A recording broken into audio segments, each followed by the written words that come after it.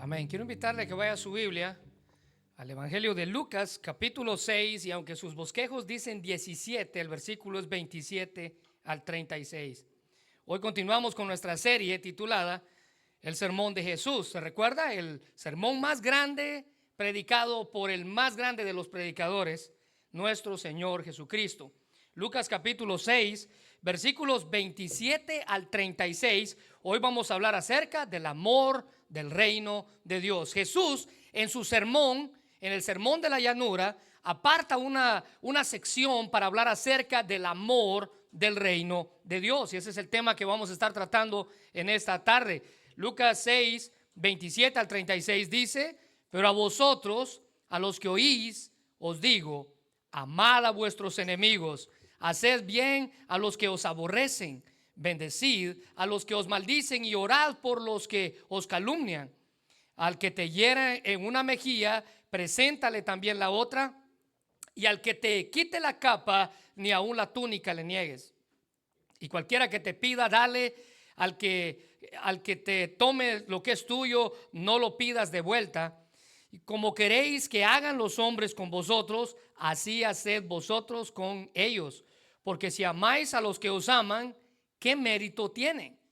Porque si también los pecadores hacen lo mismo, si hacen bien a los que hacen bien, ¿qué mérito tienen? También los pecadores hacen lo mismo. El versículo 34 dice: si prestáis a aquellos de quienes esperáis recibir, ¿qué mérito tienen?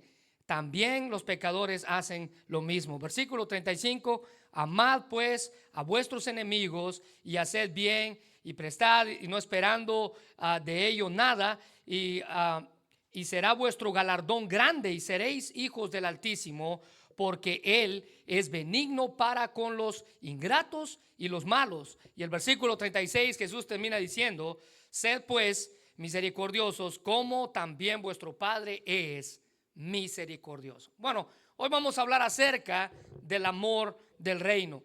Y si ya se dio cuenta, el amor del reino es revolucionario, es diferente al amor que usted y yo normalmente conocemos. Esto es parte del sermón de la llanura de Jesús, y en ese sermón él presentó conceptos e instrucciones revolucionarias, porque estos principios que vamos a ver ponen de cabeza el pensamiento humano. Se recuerda que la semana pasada Jesús dijo que felices son los pobres. Eso es algo que va en contra de lo que usted y yo pensamos como correcto. Felices son los pobres, felices son los que tienen hambre, felices son los que lloran, felices son los que son aborrecidos, cuando comúnmente usted y yo pensaríamos todo lo contrario. Es decir, felices son los ricos, felices son los que están saciados, felices los que ríen, felices los que son populares. Pero en el mensaje de Jesús, él dice que esas personas tienen que esperar el juicio. Ay de los que son ricos, ay de los que ríen. Así son los principios divinos. Algunos los ven como algo difícil de alcanzar. Ahora déjeme decirle algo: el amor del reino de Dios es revolucionario. No se compara con el amor que usted y yo vemos en nuestros días. Este amor puso de cabeza al mundo en aquella época, al igual que lo pone en nuestros días. ¿Sabe por qué? Porque el amor del reino es un amor diferente. La Biblia dice en 1 Corintios 13, del 4 al 7, el amor del reino, el amor de Dios es sufrido, es benigno. El amor no tiene envidia. El amor no es jactancioso, no se envanece, no hace nada indebido, no busca lo suyo, no se irrita, no guarda rencor, no se goza de la injusticia, mas se goza de la verdad. Todo lo sufre, todo lo cree, todo lo espera, todo lo soporta. Esa es la clase de amor, el amor del reino. Esta clase de amor va en contra de un tema que Jesús va a tratar o está tratando con estos versículos, con estos 10 versículos que leímos, y es el tema de la venganza. Así que si lo quieren notar ahí en algún lado, en esta sección Jesús trata con el tema de la venganza. Y este amor que les acabo de leer va en contra de la venganza. La venganza es básicamente lo que Cristo está tratando en esta sección de su sermón. Ahora déjenme decirle algo: la Biblia tiene mucho que decir acerca de la venganza. Tanto en el hebreo como en el griego, las palabras que se usan o se traducen como venganza, revancha o desquite, que es otra palabra que es sinónimo, esas tres palabras tienen su significado principal en la idea de un castigo, devolverle a otro el mal que me ha hecho. ¿Alguna vez se ha vengado usted de alguien? ¿Alguna vez ha pensado en vengarse usted de alguien? Bueno, cuando usted piensa en vengarse de alguien, usted está pensando en devolver el mal que le han hecho, ¿no es así? Devolver el mal que le han hecho. Es que espérese, este me las va a pagar. Este me las va a pagar. Y no sé si se ha dado cuenta, pero muchas veces cuando hablamos de vengarnos, hasta salimos bíblicos. Ojo por ojo y diente por diente, ¿verdad? ¿Sabía usted que eso está en la Biblia?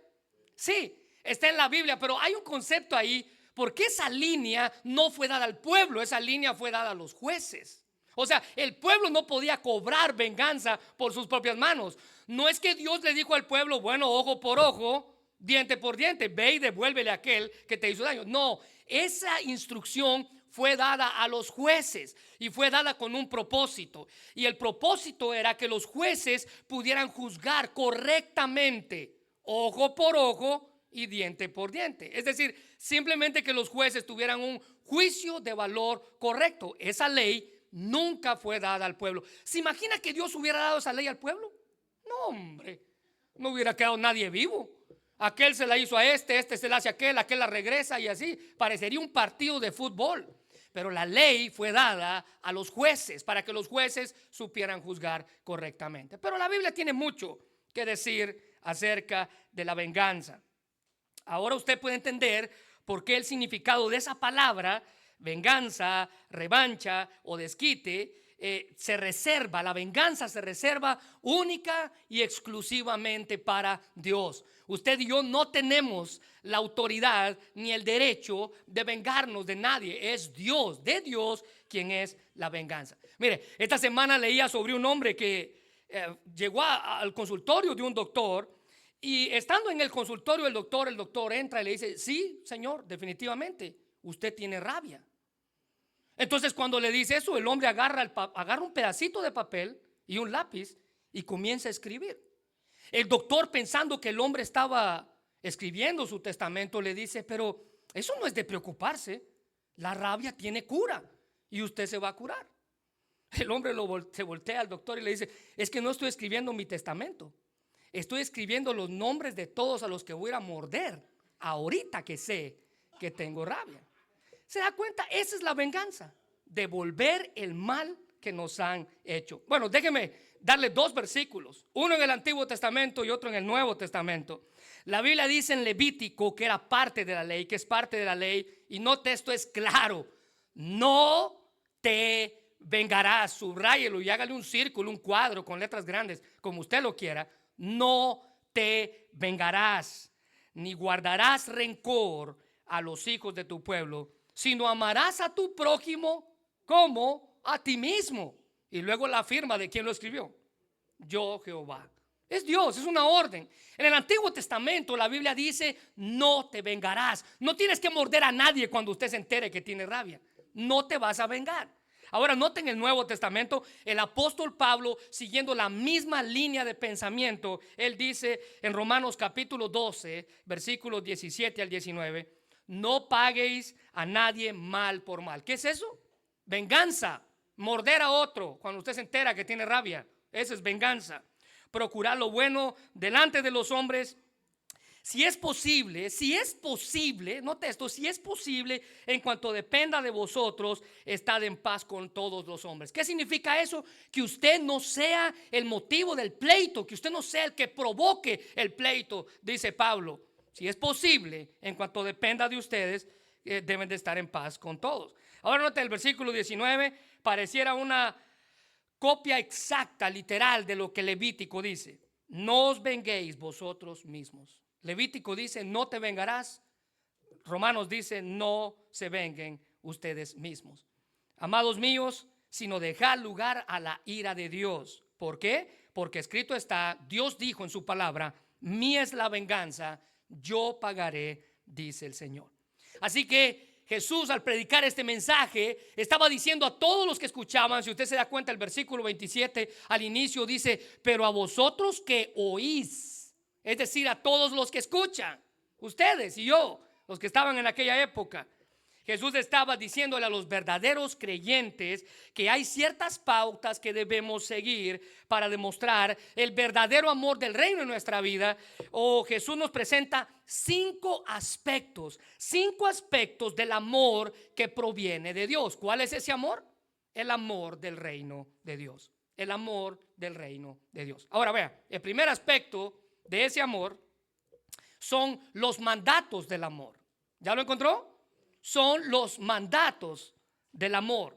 El versículo 27 nos da mandatos que a la luz de nuestra propia vida son difíciles de tragar, difíciles de asimilar.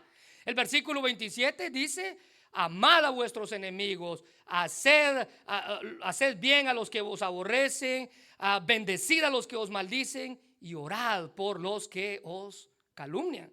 Así que como parte de su sermón Jesús predicó en la llanura, Él nos presenta 4 sencillos mandatos que abarcan verdades profundas de cómo un verdadero creyente debe lidiar con el asunto de la venganza. Estos están dirigidos para aquellos que oyen, dice el versículo 27, y obedecen su palabra. Estos mandatos describen el amor sobrenatural que la Biblia afirma que debe de estar en aquellos que tienen en Dios su esperanza. Recuerde que el amor que debe existir en nosotros es diferente al que ya existe en el mundo, les dije, revolucionario, diferente. Hoy en día es más común la venganza que el amor. Pero Jesús nos manda aquí los mandatos acerca del amor. Nota el primero. En primer lugar, Jesús dice: amen a sus enemigos. Amen a sus enemigos. Ahora, eso es revolucionario. A los enemigos se les ataca, no se les ama. A los enemigos se les odia, no se les ama. Pero Jesús dice: amen a sus enemigos. Ahora, para los que escucharon, esto era incomprensible, era chocante y era inaceptable. ¿Cómo alguien podía hablar a otro que quiere hacerme daño? ¿Cómo alguien podía amar a alguien que quiere hacerme daño? Especialmente, déjeme decirle algo, los judíos despreciaban a los romanos porque oprimían al pueblo. Recuérdese que cuando Jesús vivió, los judíos estaban bajo el yugo de los romanos. Y al Jesús pronunciar estas palabras, todos los judíos odiaban a los romanos porque ellos les hacían daño, los oprimían. Y cuando Jesús dijo esto, Jesús dijo que debían amar a sus enemigos. Es más, la Biblia dice: oísteis que fue dicho, amarás a tu prójimo y aborrecerás a tu enemigo. En Mateo 5:43 dice: oísteis que fue dicho, amarás a tu prójimo y aborrecerás a tu enemigo. Jesús repite la esencia de la enseñanza tradicional contemporánea de aquella época sobre el amor. Porque la enseñanza tradicional, los maestros de la ley enseñaban que el amor, escuche bien esto, los maestros de la ley enseñaban que el amor estaba reservado para aquellos con quien usted se llevaba bien. Ve al que tiene a la par, ¿se lleva bien con él? Para él era el amor, pero no con aquellos con los que usted tiene guerra. La enseñanza tradicional era: usted ame a aquel que le caiga bien, ama a aquel que lo ama.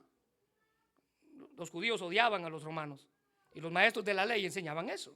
Ahora, los enemigos, según la ley, merecían odio, desprecio y merecían que se les devolviera la misma cosa que ellos hacían. Ahora, hermanos, es un llamado a no tomar represalias. Jesús nos libra de tomar justicia por nuestras propias manos. Al amar a nuestros enemigos, en lugar de buscar represalias, podemos vencer el mal con el bien. Los fariseos tenían un dicho, y el dicho decía de la siguiente manera: si un judío ve a un gentil caído en el mar, de ninguna manera lo levanta, porque escrito está: no levantarás contra la sangre de tu prójimo. Escuche bien esto, pero ¿sabe cómo terminaba el dicho? Pero este que está ahí no es tu prójimo. Los judíos pensaban que su prójimo era únicamente alguien igual que él. Ahora, no es de extrañar del por qué los romanos acusaran a los judíos de que ellos odiaban a todo el mundo. Los judíos amaban a todos los judíos, odiaban a todo el que no era como ellos. Ahora recuerde que Jesús contó una parábola que ilustra perfectamente esto. La parábola del buen samaritano. ¿Se recuerda de esa historia? Y Jesús cuenta esa parábola para contrarrestar la idea que la gente tenía sobre quién era su prójimo. Porque los judíos pensaban que su prójimo era alguien igual que él. Nadie que fuera diferente a él pudiera ser su prójimo.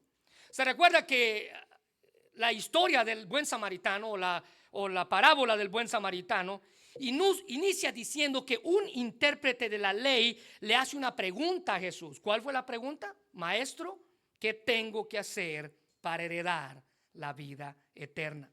Jesús le responde tal y como todo el mundo pensaba que tenía que hacerlo. ¿Qué dice la ley? A ver, si tú quieres tener la vida eterna, ¿qué dice? ¿Qué está escrito en la ley para obtener la vida eterna? En Lucas 10:27, ahí en sus notas, aquel hombre respondió y dijo: amarás al Señor tu Dios con todo tu corazón y con toda tu alma y con todas tus fuerzas y con toda tu mente, y a tu prójimo como a ti mismo. Este hombre respondió exactamente como la ley lo demandaba. Para usted estar bien con Dios, usted debe de amar a Dios con todas sus fuerzas y amar a su prójimo como a usted mismo. Eso es lo que la ley decía. Entonces, al Jesús afirmar la respuesta correctamente, Jesús le dice: bien has dicho. El hombre siguió, porque recuérdese que las preguntas de este hombre, de este intérprete de la ley, era para tentar a Jesús. Entonces la pregunta siguiente que este hombre le hace a Jesús, antes de que Jesús cuente la parábola, le dice: entonces, ¿quién es mi prójimo? ¿Quién es mi prójimo?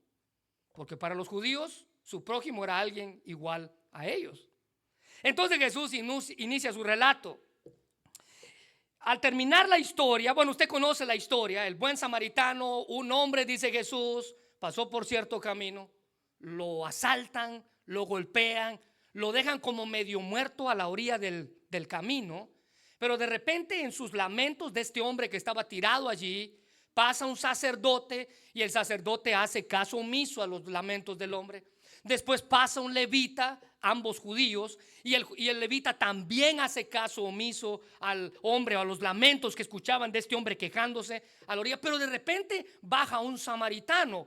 Lo que se sobreentiende en la historia es que el hombre que fue lastimado también era judío. Y ni el sacerdote judío lo ayudó, ni el levita judío lo ayudó. Porque el sacerdote pensó: si ese hombre se muere en mis manos, yo quedo nulo para hacer mi servicio en el templo.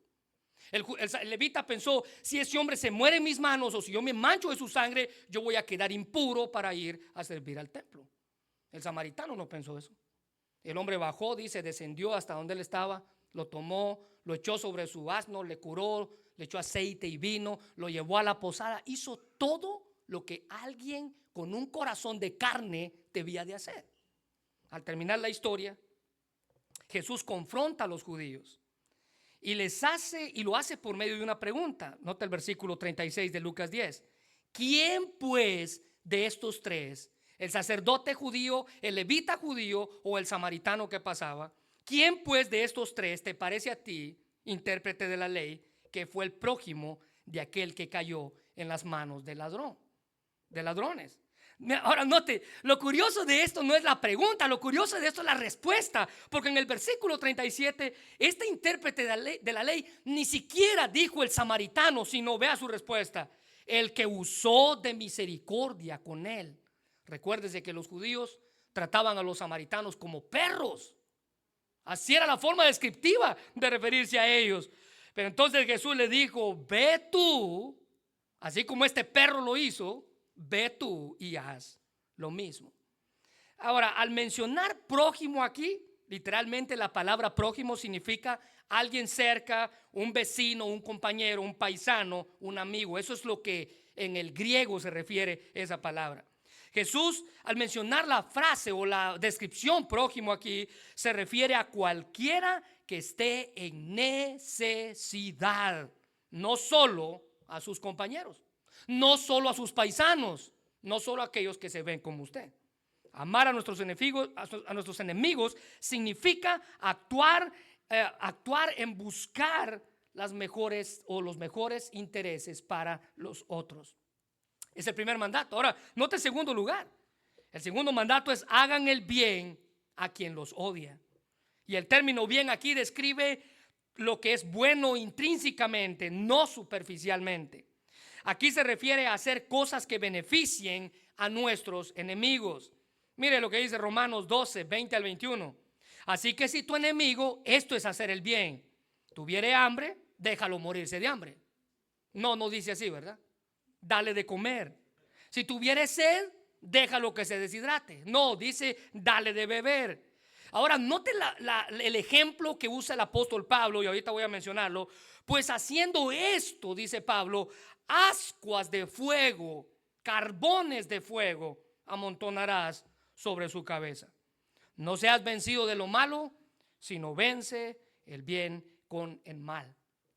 D.L. Moody, el predicador, decía que los creyentes deben tratar a los enemigos que están en necesidad como tratarían a los amigos que estuvieran en las mismas circunstancias, decía D.L. Moody. Pero aquí surge una pregunta: ¿qué significa que vamos a amontonar ascuas de fuego en la cabeza de alguien? Bueno, el ejemplo que el apóstol Pablo usa se refiere a una tradición egipcia de llevar un recipiente con carbón encendido en la cabeza como señal de arrepentimiento. Es decir, que representaba el dolor y la vergüenza y la culpa. Si como verdaderos creyentes usted y yo ayudamos a nuestros enemigos, hacemos bien a aquel que nos hace mal, dice Jesús aquí, estamos produciendo vergüenza en ellos por su odio y su hostilidad.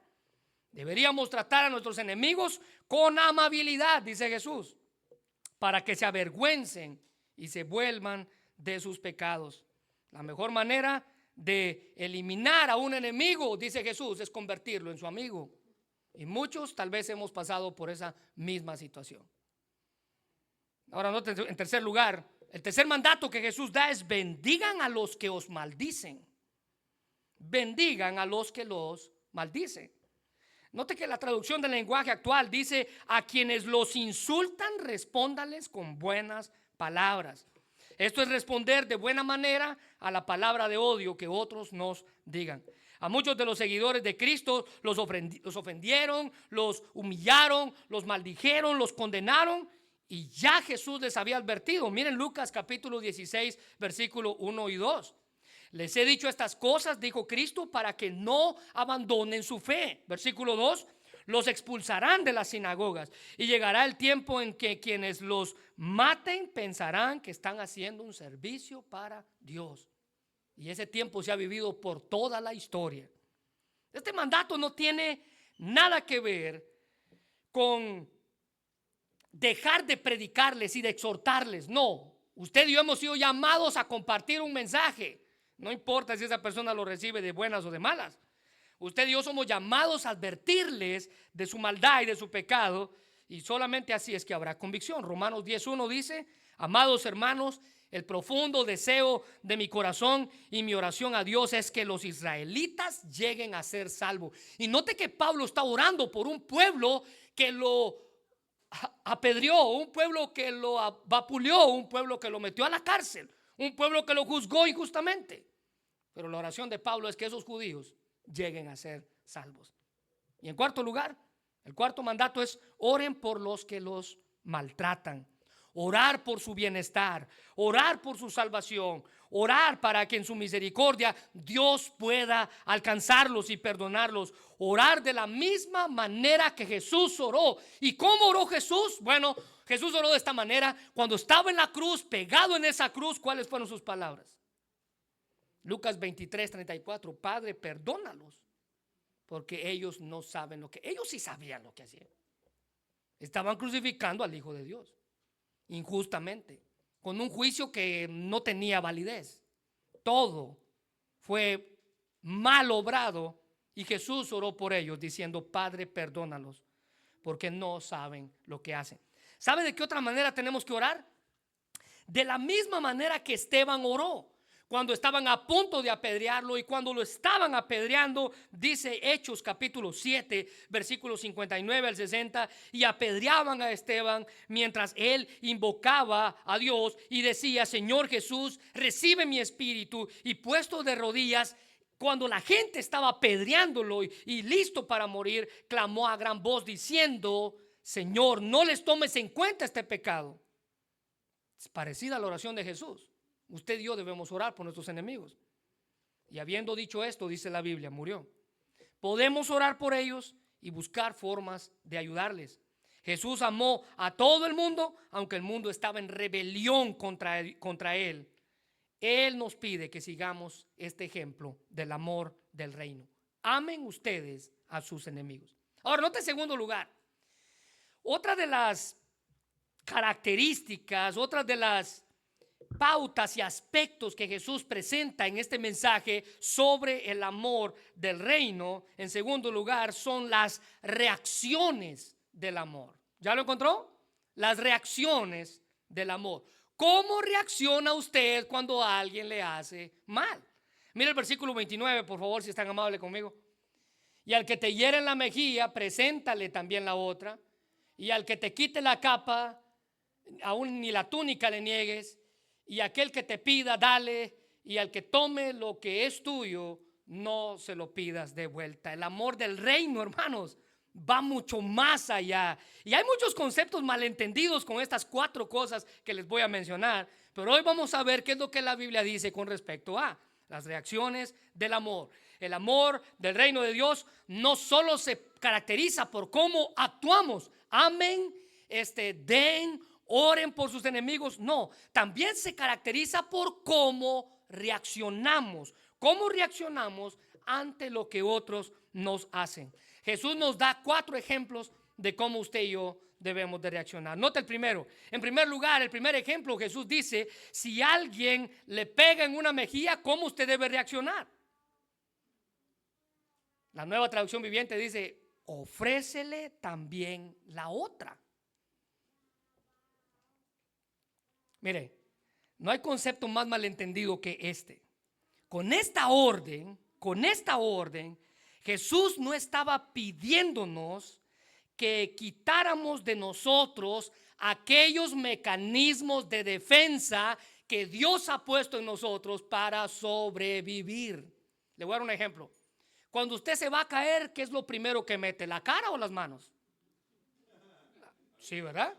Usted dice: no, mi carita está bonita, ¿cómo mete las manos? Cuando usted se va a caer, ¿qué es lo primero que mete? ¿La cara o las manos? Cuando usted ve que una pelota viene a usted sin usted pedirla, es decir, que alguien se la tiró, ¿qué es lo primero que usted mete? ¿La cara o las manos?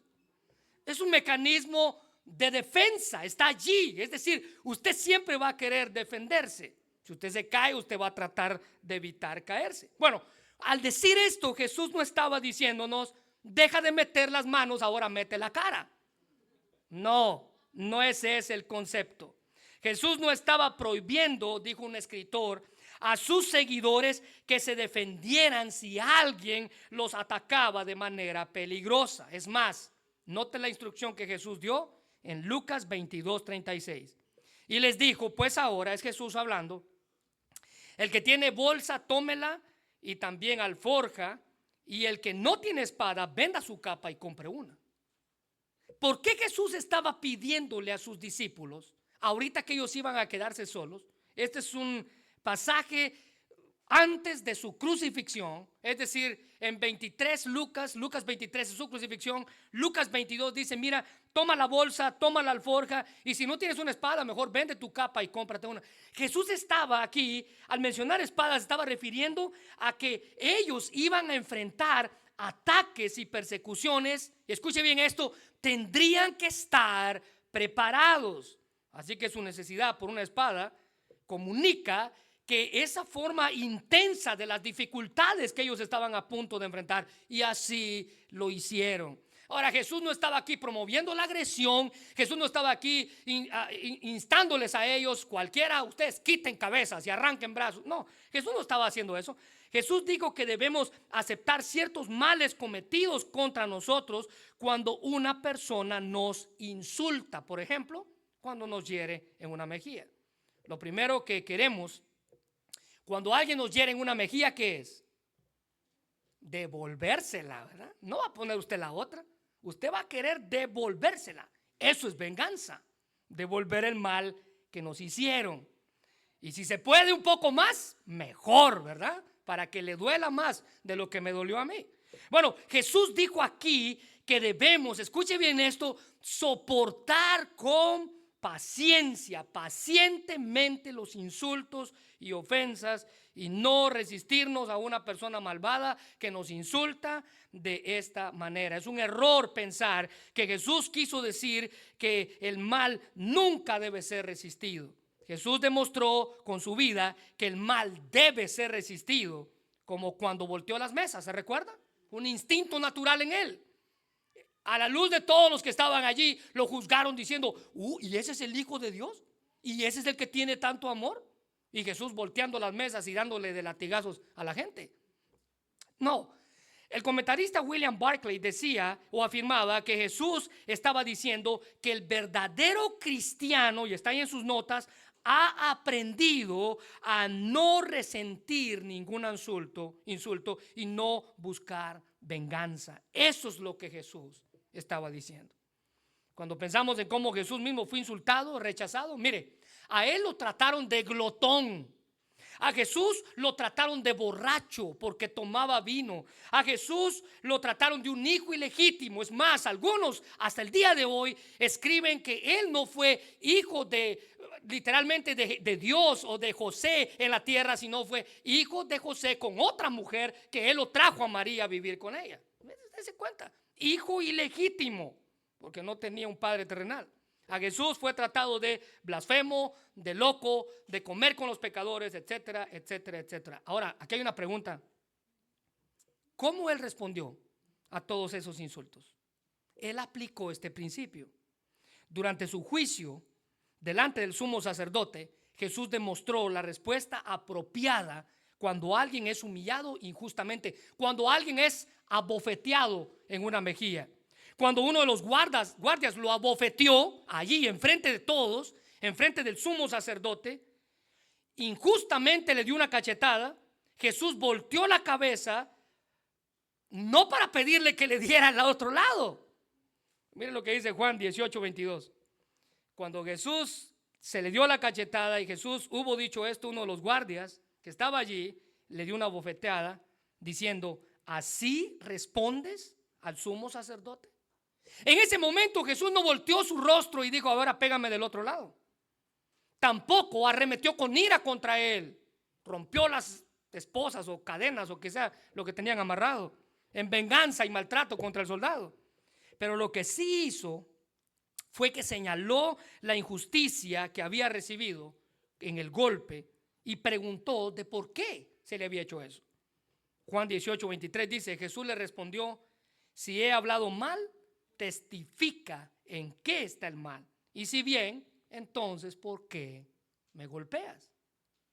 Esa es la manera, dice Jesús, en la que se debe tratar. Presentar la otra mejilla es aceptar el mal que se nos ha hecho, los malos tratos, el odio, sin buscar vengarnos cuando tengamos la oportunidad. ¿Usted cree que Jesús no tuvo la oportunidad de vengarse de todo lo que le hicieron? ¿Lo hizo? No, porque él puso su otra mejilla. Él mostró el amor que usted y yo debemos demostrar, el amor del reino. Ahora note en segundo lugar, si alguien te quita la capa, ¿cómo usted reacciona si alguien le quita algo que es suyo? Note la respuesta, no le niegues ni aún la túnica o tu camisa, decía otra versión. Ahora, esto es pensar aún más de cabeza, porque en tiempos bíblicos muchas personas solo tenían una capa o un manto, lo que Jesús está señalando ahí. Y esa capa y ese manto también le servía de cobija para dormir. Es decir, que esta gente que cargaba esto encima no solamente vestía eso, sino con eso dormía. La ley exigía, es más, que si usted pedía prestado un manto, se tenía que devolver a la hora que caía la noche, porque esa persona lo iba a usar para dormir.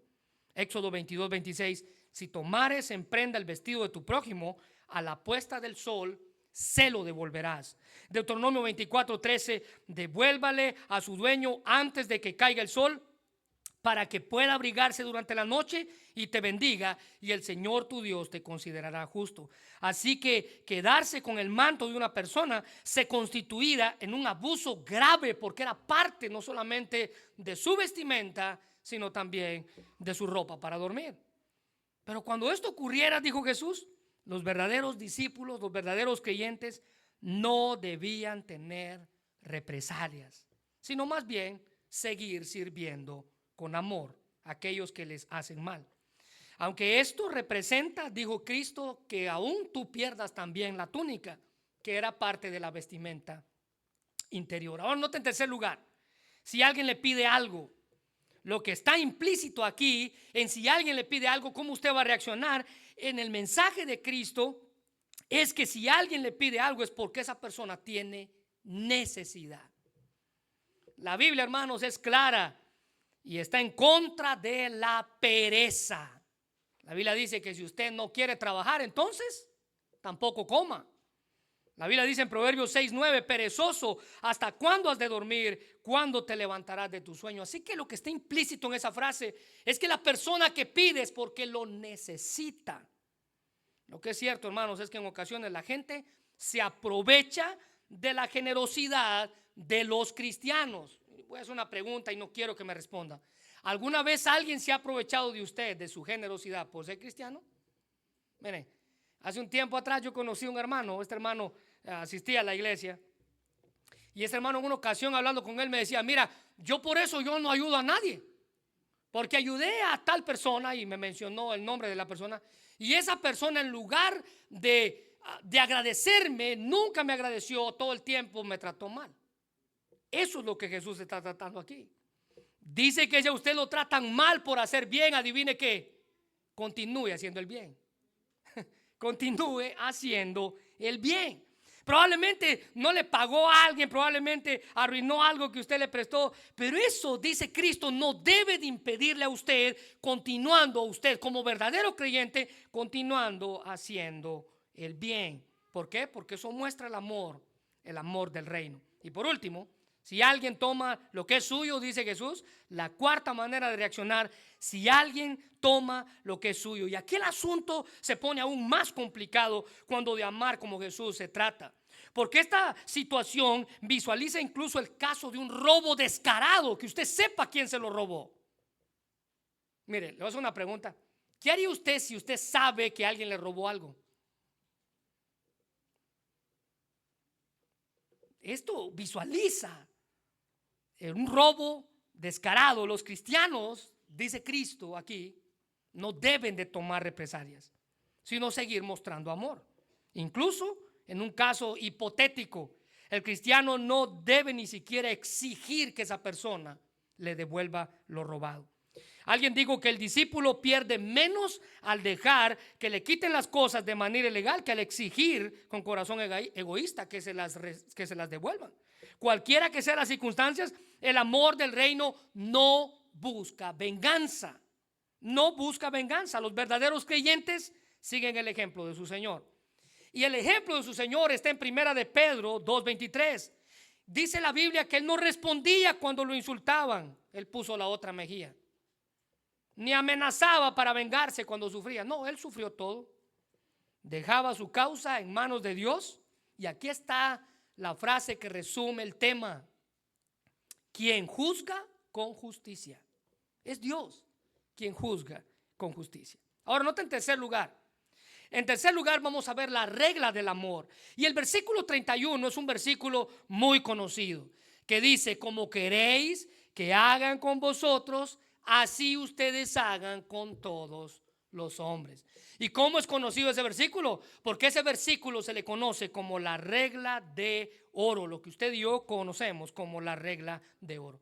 Ahora déjeme decirle que a la luz de la historia han habido diferentes versiones de esta regla de oro que existían en varios escritos rabínicos, en la filosofía griega, en el hinduismo y en el budismo. Pero a diferencia de las palabras de Jesús, con todas las otras versiones que les acabo de mencionar, es que las versiones que les mencioné eran en forma negativa. Déjenme darle 3 ejemplos.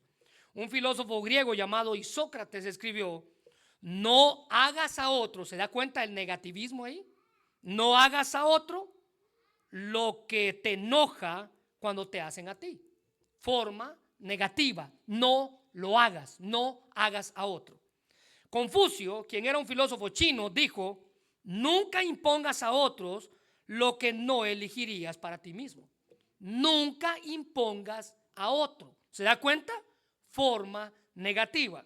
Y por último, un famoso judío rabino llamado Hillel dijo: lo que es odioso para ti, no lo hagas a tu prójimo. Lo que es odioso, nunca no lo hagas. Todas son en forma negativa. Pero la versión que Jesús da no es en forma negativa. La versión que Jesús da es en forma positiva. Usted trate a otros como le gustaría que a usted lo trate. Hay una diferencia sutil, pero importante, en la forma en la que Jesús expresó este principio. Jesús ordena un amor desinteresado. El amor que se centra únicamente en el bienestar del objetivo. Es el amor que busca tratar a otros de la manera que nos gustaría ser tratados. No importa si usted es un jefe, no importa si usted es líder, no importa si usted es dueño, no importa si usted paga. Usted debe tratar a otros de la manera en como a usted le gustaría que lo traten. ¿Y sabe cómo es esa manera? Con respeto. Con respeto. Charles Spurgeon decía que todos los hombres actuaran de esta manera, no habría esclavitud, ni guerras, ni juramentos, ni golpes, ni mentiras, ni robos. Todo sería justicia y amor. ¿Qué reino es este que tiene tal ley? Así que como Dios nos ama, así debe de ser nuestro amor sobrenatural. Un nivel imposible, humano. El más grande debe buscar la mejoría para el más pequeño. Pero los verdaderos creyentes deben vivir con esa clase de amor. Romanos 5:5 dice: porque el amor de Dios ha sido, note la palabra que Pablo usa, derramado en nuestros corazones por el Espíritu Santo que nos fue dado. Ahora note en cuarto lugar la esencia del amor. La esencia del amor. Y la esencia del amor consiste en hacer algo por aquellos que no pueden hacer lo mismo por nosotros. La esencia del amor consiste en hacer algo por aquellos que no pueden hacer lo mismo por nosotros. Versículo 32 al 34. El amor del reino es completamente diferente al amor que este mundo ofrece. El amor del mundo se muestra en la medida en la que yo recibo. Es decir, yo amo porque tú me amas. Yo te amo porque tú me amas. El amor que como verdaderos creyentes debemos mostrar es diferente al que el mundo ofrece. La esencia del amor consiste en hacer algo por aquel o por alguien que no puede devolvernos el favor. ¿Se recuerda que eso fue lo que Cristo vino a hacer por nosotros?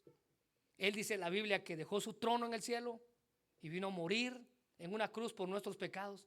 A ver, pregunta, ¿cuándo usted y yo pudiéramos devolverle ese favor a Él? Nunca. Eso fue lo que Cristo hizo por nosotros. Jesús quiere que vivamos de esta manera. ¿De qué manera nos manda? Bueno, en primer lugar, ahí en sus notas, amar a quien no nos ama. Porque Él no nos puede amar de la misma manera, pero Jesús dice, usted ámelo de todas maneras. Versículo 32. Así que amen a sus enemigos. Amáis a los que, si ustedes aman a los que os aman, dice Jesús, ¿qué mérito tiene? Si amamos a quien nos está prestando algún beneficio, ¿qué mérito tiene? No, eso no es sacrificio, no hay sacrificio allí. Estamos haciendo lo que todo el mundo hace. Mire el versículo 32. Así también hacen los pecadores. Versículo 33. Así también hacen los pecadores. Versículo 34. Así también hacen los pecadores. No estamos corriendo la mía extra. Estamos amando como todo el mundo lo hace. No hay esfuerzo en nuestra vida cristiana. Eso es lo que todo el mundo hace. Pero amar a quien nos odia, eso es otra historia. Ahora, en segundo lugar, hacer bien a quien nos hace mal. Versículo 33. Si hacemos bien a aquellos que nos hacen bien, note que la versión Dios habla hoy dice que ¿qué tiene eso de extraordinario? Nada. ¿Y así qué chiste tiene? Nada. Hacer bien por alguien que nos hace bien, no. No hay sacrificio. Pero hacer bien a quien nos hace mal, demostramos la clase de amor que hay dentro de nosotros. Nota en tercer lugar, prestar a quien no puede darnos nada. Prestar a quien no puede darnos nada. Ahora quiero aclarar algo aquí. Jesús no está hablando de prestar a alguien que no puede pagar. No. Él está hablando de personas que prestan, pero prestan con la intención de recibir o de obtener algo a cambio, algún beneficio. Creo que la versión que nos dará más clara es la palabra de Dios para todo. Prestan para recibir algo a cambio. ¿Usted ha visto esta gente que le hace bien a otros para aprovecharse de ellos? Bueno, Jesús habla de prestar a las personas para crear una obligación, como el hecho de esperar que si yo te presto a ti algún día, que tú también me tienes que prestar a mí. No, esa no es la intención. Pero Jesús está señalando. Jesús dice, esta gente presta esperando que cuando él necesite, la otra persona también le preste a ella. Son personas convenencieras, buscando cómo sacar beneficio personal. Esta no es la clase de amor que Dios derrama en nosotros. Para mostrar la seriedad del asunto, Jesús pregunta en 3 ocasiones, ¿qué mérito tenéis? Versículo 32, versículo 33, ¿qué mérito ustedes obtienen? Versículo 34, ¿qué chiste tiene hacerlo así? Porque esa clase de amor no va a convencer a nadie de que usted pertenece al reino de Dios. El amor del reino, les dije, es sobrenatural. Se muestra en todo lugar, testifica que somos verdaderos creyentes. Y déjenme terminar con esto. En quinto lugar, los beneficios del amor del reino. Son 2 específicamente. Debemos entonces amar a nuestros enemigos y no solo a aquellos que nos aman, hacer bien a todos y no solo a aquellos que nos hacen bien, dar a aquellos no solamente para recibir un beneficio. Y cuando amemos y hagamos de esta manera, vamos a disfrutar de 2 beneficios. Note en primer lugar, versículo 35. El primer beneficio es que será grande vuestro galardón. Tendremos una gran recompensa, dice sus notas. Cuando hacemos todas estas cosas sin esperar nada a cambio, los demás se sorprenderán. Seremos testimonio para otros. Será grande nuestro galardón.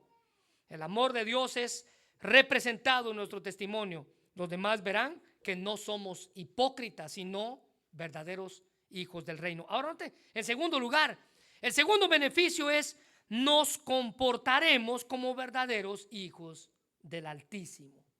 Nos comportaremos como verdaderos hijos del Altísimo. Y esta expresión, Altísimo, se usa como uno de los nombres de Dios. Se menciona 50 veces en las Escrituras y resalta la soberanía de Dios. El doctor MacArthur dice, hablando acerca de esto, que este amor reconoce la afirmación del Evangelio de tener el poder de transformar sobrenaturalmente a los que lo creen. En 1 Tesalonicenses 5:15 dice, mirad que ninguno pague a otro mal por mal, antes sed benignos, siempre seguid lo bueno unos para con otros y para con todos. Mire, solamente viviendo de esta manera, solamente viviendo bajo estos principios, llegaremos a demostrar el amor y la misericordia de Dios. Versículo 36 dice, sed pues misericordiosos, como también vuestro Padre es misericordioso. Cuando los creyentes aman como Dios ha demostrado bondad y misericordia, los creyentes dan testimonio del amor que está en ellos. F. Meyer decía, somos hijos por la regeneración, por la fe en el Hijo, pero somos llamados a hacer nuestra vocación y elección seguras, a probar y a reivindicar nuestro derecho a ese nombre sagrado de ser hijos de Dios. Solo podemos hacer esto mostrando en palabra y en acto que la vida y principios divinos son los que nos motivan. Y Jesús aquí nos da 5 principios divinos que muestran el amor del reino. Así que termino con esto. Somos llamados a evitar la venganza, pero amar con la clase de amor que el reino da. Primera de Pedro 3:9 dice, no paguen a nadie mal por mal. No respondan con insultos cuando la gente los insulte. Por el contrario, contesten. Cuando alguien los insulte, contesten con bendición. A esto los ha llamado Dios, y Él los bendecirá por hacerlo, por mostrar la clase de amor que Él nos ha dado. Quiero invitarle a que cierre sus ojos. Vamos a orar. Señor, te damos gracias por aprender la clase de amor del reino que tú nos has llamado, Señor. Gracias por el privilegio que nos das de poder escuchar tu palabra y de amarte con todas nuestras fuerzas. Señor, ahora nuestra oración es que tú puedas ayudarnos a vivir de acuerdo al parámetro de este amor, de acuerdo a este amor. Gracias por el privilegio y por la bendición que nos das de escuchar un mensaje así, Padre. Y todos estos conceptos malentendidos que a lo mejor habíamos tenido sobre este pasaje, Señor, que sea la luz de tu palabra la que pueda aclarar el mensaje que debe quedarse en nuestro corazón. Gracias por tu palabra, mi Dios. Te pedimos, Dios, que si hay alguien en esta ocasión que aún no te conoce, esta persona pueda buscar de ti, esta persona pueda acercarse a ti, porque ese amor que hemos aprendido hoy está para todos. Es para todo aquel que cree. Tú nos amaste tanto que enviaste a tu Hijo Jesús a morir por nuestros pecados. Por eso te damos gracias, Señor. Y si hay alguien aquí, Señor, que a lo mejor ha pasado por dificultades, tal vez en alguna ocasión ha pensado en vengarse de alguien, tal vez en alguna ocasión ya se ha vengado de alguien, Señor, que esta palabra que ha escuchado él o ella en esta ocasión puedan enseñarle que en lugar de vengarse, tú nos mandas a amar a otros de la misma manera que Jesús lo hizo. Él, cuando le insultaban, no respondía con insultos. Cuando lo golpearon, no respondió con golpes. Cuando lo maldecían, no respondió con maldición, sino con bendición. Ese es el amor del reino. Hermano, yo no sé si en su corazón usted hasta el día de hoy está guardando sentimientos de venganza. Sentimientos de venganza. Usted está esperando la oportunidad. Usted está esperando el chance para que me dejen hacerle mal a él o a ella, y entonces yo le voy a hacer el mal. Usted no está demostrando un carácter verdadero, de un verdadero creyente. No sé si en su corazón usted todavía tiene sus sentimientos, pero si eso es así, usted en esta hora tiene que entregárselos a Dios. Y cualquier sentimiento de venganza tiene que ser sustituido por el amor del reino. El amor del reino. El amor que dice que usted debe de amar a sus enemigos. El amor que dice que usted debe de hacer bien a aquel que lo hace mal. El amor que dice que usted debe de bendecir a aquel que lo insulta. El amor que dice que usted debe de orar de aquellos por los que le han hecho mal. Dios puede ayudarlo a usted, si tan solo usted se lo permite. El amor del reino es para todo aquel que cree en él. Señor, gracias por tu palabra. Te pido en esta hora, Señor, que bendigas este tiempo y que seas tú quien nos dé el privilegio de aplicar esto a nuestras vidas hoy y todos los días, y que mañana que vayamos a trabajar este principio esté en nuestra mente, y que mañana que alguien en el trabajo nos haga algo, que este principio esté en nuestra mente. Amar como tú lo hiciste. Amor del reino, ese amor que sobrepasa todo entendimiento. Gracias, Señor, en el nombre de Jesús.